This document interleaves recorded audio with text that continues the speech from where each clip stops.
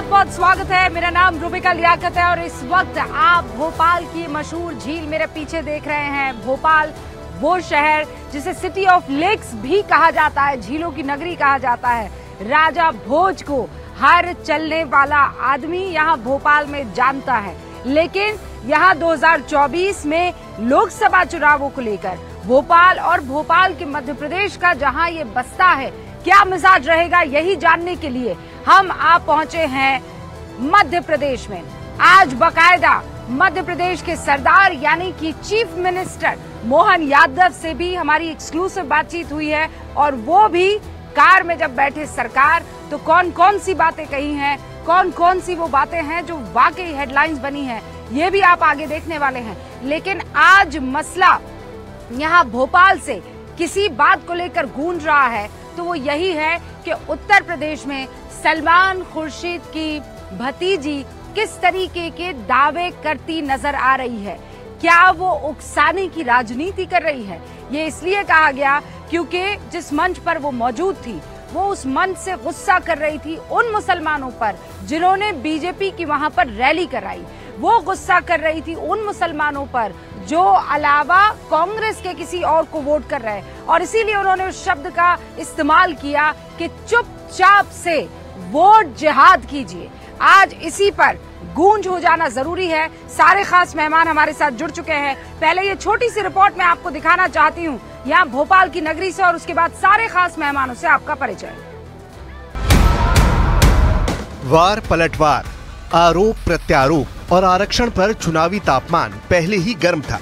अब उसमें वोट जिहाद की एंट्री ने तड़के का काम किया है। वोट जिहाद का तड़का किसी और ने नहीं बल्कि कांग्रेस के कद्दावर नेता और पूर्व केंद्रीय मंत्री सलमान खुर्शीद की भतीजी मारिया आलम खान ने एकजुट होकर और खामोशी के साथ वोट जिहाद करने की अपील की। इतना ही नहीं, उन्होंने बीजेपी का साथ देने वाले मुसलमानों का हुक्का पानी बंद करने तक का ऐलान कर दिया। हम सिर्फ अब जिताने के रह गए और हराने के रह गए, और अगर अब भी एक नहीं हुए तो ये समझ लेना कि यहाँ से हमारा नामो नक्श मिटाने के लिए ये संघी सरकार जो कोशिश कर रही है उसको तुम कामयाब करने का काम करोगे, उसके मंसूबों को कामयाब करने का काम करोगे। इसलिए बहुत अकलमंदी के साथ, बहुत जज्बाती न होके, बहुत खामोशी के साथ, एक साथ होके वोटों का जिहाद करो। बयान के बाद मारिया के खिलाफ केस दर्ज हो गया है। लव जिहाद और लैंड जिहाद पर बीजेपी पहले ही हमलावर थी। अब मारिया के वोट जिहाद ने बीजेपी को एक और मुद्दा थमा दिया है। ये देश किसी फतवे या फरमान से नहीं, भारत के संविधान, बाबा साहब अंबेडकर के दिए संविधान से चलता है। अब तक विपक्ष आरक्षण को मुद्दा बनाकर सरकार को घेरने की तैयारी में था और इसी लड़ाई में गृह मंत्री अमित शाह के फेक वीडियो को शेयर भी किया गया था। विपक्ष आरक्षण के मुद्दे पर सरकार को घेरता उससे पहले ही पीएम मोदी ने खुद मोर्चा संभाल लिया। कांग्रेस वाले सुन ले, उनके चट्टे बट्टे सुन ले, उनकी पूरी जमात सुन ले, जब तक मोदी जिंदा है मैं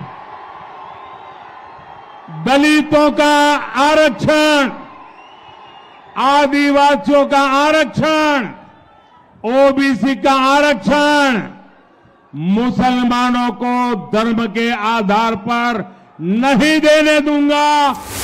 तीसरे चरण से पहले भले ही आरक्षण पर विपक्ष हमलावर हो, लेकिन वोट जिहाद वाले बयान ने उसे एक ही झटके में बैकफुट पर ला दिया है।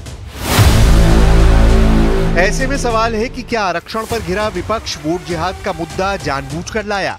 वोट जिहाद का मुद्दा इंडिया गठबंधन को फायदा पहुंचाएगा या नुकसान?